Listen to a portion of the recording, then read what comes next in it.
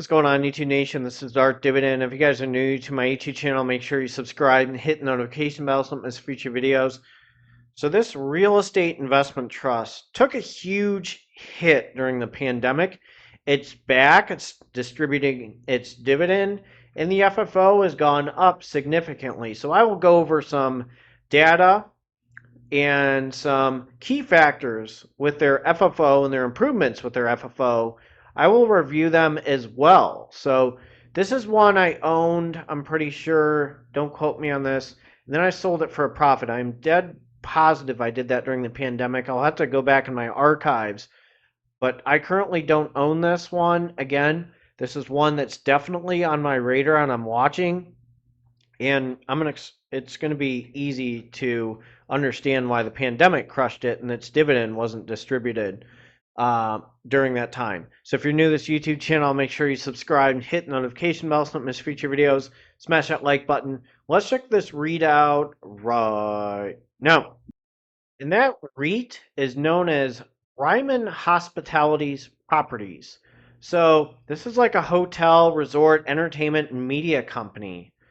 And it's named after a National Historic Landmark, the Ryman Auditorium, which is very interesting. And look at the destruction and damage that happened when the pandemic started. They're at $91 in February 14, 2020, and they were $21.49. So now they are sitting at $110.33. So if you held on to that, you made a really good profit. Their average volume is 475.36K. I will go over the dividend history as well.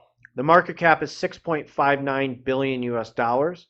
G range is 77.18 to 112.26. Day range is 109.26 to 111.19. Previous close is 108.92.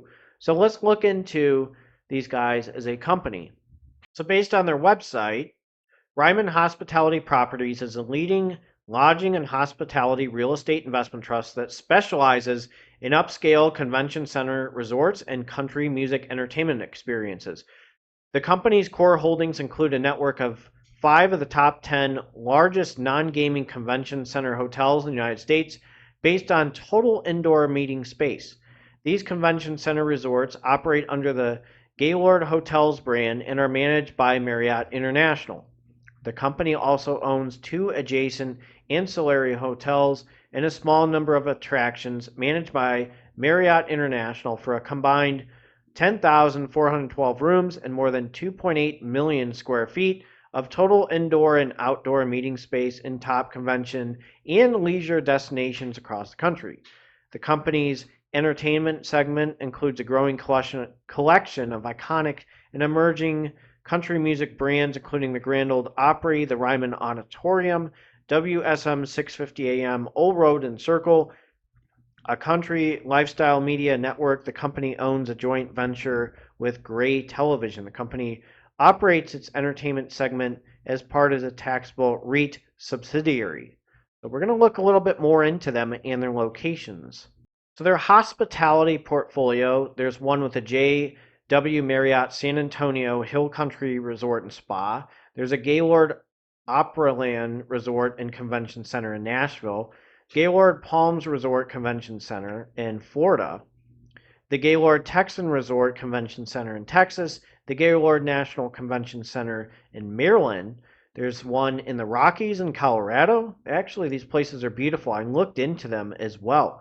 The Inn at Opryland, the AC Hotel National Harbor in Maryland. So there's Tennessee, Texas, Colorado, Maryland, Texas, Florida. So they have some locations, and these are beautiful. I mean, just looking at their website, this is very beautiful. This is attracting me to buy them. I'm not going to confirm that I'm going to buy them yet, but it's definitely on my radar. So I'm going to jump to entertainment brands. So their entertainment brands, they have the Austin City Limits live at the Moody Theater, 650 AM WSM, Grand Opry. These are at the Grand Ole Opry is in Tennessee, and WSM is in Tennessee. Austin, Texas, the Ryman Auditorium, Nashville, Tennessee, the Wild Horse Saloon in Nashville, Tennessee, General Jackson Showboat in Tennessee, Old Roll Tosh Humming, I can't even say that, Tosh Amingo Oklahoma, the Old Red Nashville, the Old Red Gatlinburg in Tennessee, Old Red Orlando in Orlando, Florida. So they have a lot of these locations that are very attractive. So I'm going to go over their revenue trends and then we'll go over FFO. So I'll start in 2014. This is annually in millions US dollars. It was 1040. 2015, 1092. 2016, 1,149. 2017, 1,184. Then 2018, a little bit down, 1,275. 2019, 1,604. So it's going up, it's going up, it's going up, and then boom, pandemic hits in 2020, 524. 2021, 923. And then 2022, 1,805. So it is going up. That's one thing that really attracts me to them. And I'm hoping in the future, some of these REITs, okay, I'm probably going to add Prologis to M1 Finance. It's kind of sad, but I'll do the Prologis challenge probably on M1 Finance instead of E-Trade. I had that originally, I'm sorry, not E-Trade, Fidelity. I'm going to move it to M1 Finance. So one thing I have in mind is to add possibly Ryman Hospitality Properties, and then have Prologis in a little pie, okay? And then add another REIT, which I'm highly considering, all three into one, and then really firing away at REITs, at the really good REITs. This one's a really good one. This one really attracts me. This is one that I could throw 300 a month in with this little pie and just keep on building it up until I get to 100. That's one thing I have in mind because I can allocate funds and just throw it in 3 REITs. And I'm highly, I'm not going to do it yet, but probably at the start of 2024, I'm going to think of something and then reveal it to you. But this is one thing that's just starting to brew. It's like, you have a pot and you're ready to start mixing it together. I'm going to probably, and I'm going to be honest with you, just have a pie where I just each month throw money in there, X amount of dollars. Because one thing I want to pay off student loans, I can use that student loan money each month to just brew this up, build this up, and then I imagine getting to 100 shares with this, and then just seeing the dividend growth, which I'll go over the dividend growth shortly, but I want to go over some important information for you. So here's some really nice news. So this is the third quarter 2023 highlights. The company generated a record third quarter consolidated revenue of $528.5 million. So that's one thing that I really like seeing.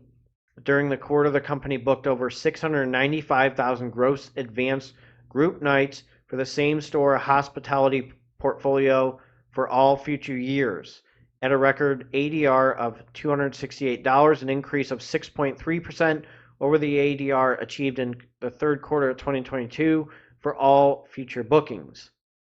So the one thing I want to go over, okay, is the 3 months ending in September 30th, 2022 is 467,755 to 528,511.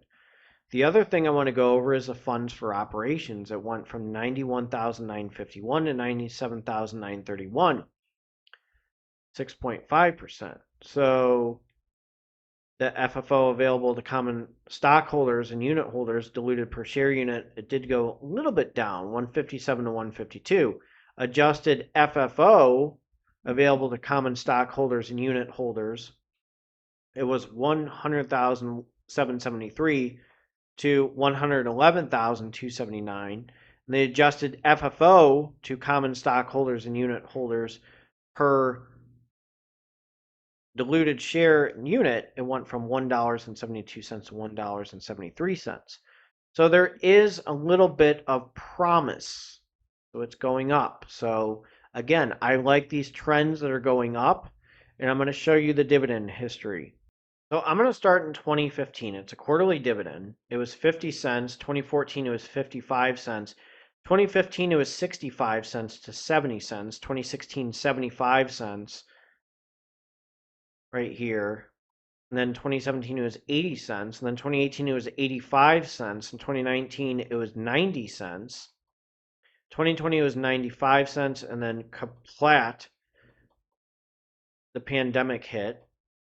And then in 2022, they started resuming their dividend, and it looks like October it was 10 cents to 25 cents, and then 2023 75 cents, and then to $1, and then to $1 at the end of 2023, and then to 110. So it's going to look like it's low, the dividend growth in 5 years and below at 13.04%. So if you bought one share, you made $4 with a 3.67% dividend yield. The number of dividend increases last year is 6, but 5 years it went down. You can blame the pandemic, and the payout ratio is 52%. So I wanted to go over that.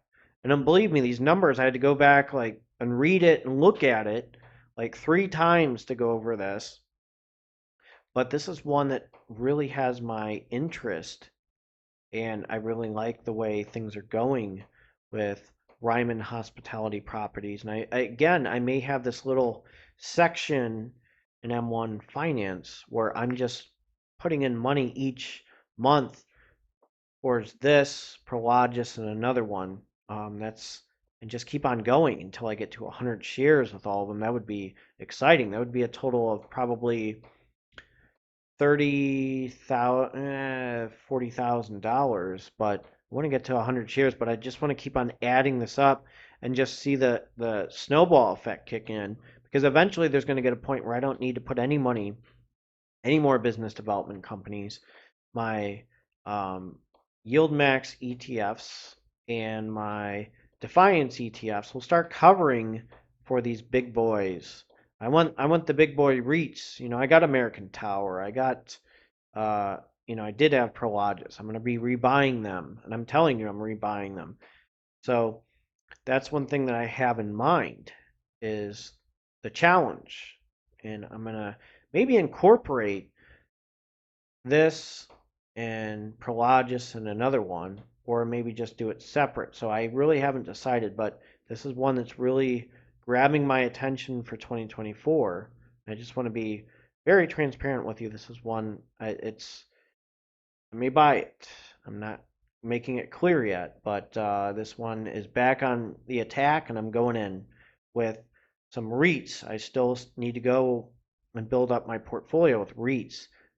So did a little bit of tax loss harvesting. I still have money saved aside just in case, and just boom, throw money in. And this is one that definitely has my attention. So if you're new to this YouTube channel, make sure you subscribe and hit the notification bell so you don't miss future videos. I'm going to jump to my disclaimer. Have a great Friday and take care.